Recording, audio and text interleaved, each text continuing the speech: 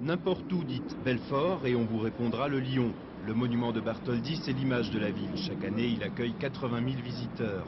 Mais l'image de Belfort, c'est aussi la ville industrielle et de garnison peu attirante pour les touristes. C'est cela que le Conseil général du territoire veut faire changer. Une étude préalable aux assises a montré que la clientèle touristique du département est composée à 35% par des gens de passage. Objectif affiché, les retenir plus longtemps. De petite taille, le territoire de Belfort n'en comporte pas moins de nombreuses richesses. Un exemple, le lac du Malsaucy. 40 000 visiteurs par an pour des activités nautiques et de baignade.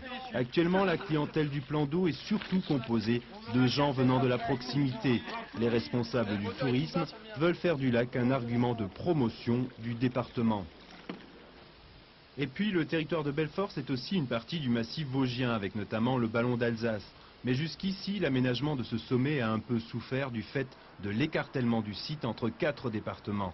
La fondation d'un syndicat mixte interdépartemental et surtout la prochaine création du parc naturel régional des Vosges du Sud devrait permettre une meilleure concertation. À plus de 1200 mètres d'altitude, le ballon d'Alsace est un argument de poids pour le développement touristique du territoire. Sport, plein air, mais aussi patrimoine. L'association départementale du tourisme veut mettre en place un produit vendu clé en main. Avec ses 27 ouvrages, la ceinture fortifiée de Belfort pourrait par exemple, si elle était exploitée, attirer des milliers de visiteurs. En somme, le potentiel touristique existe, reste à mettre en place une politique de communication pour vendre une image de marque.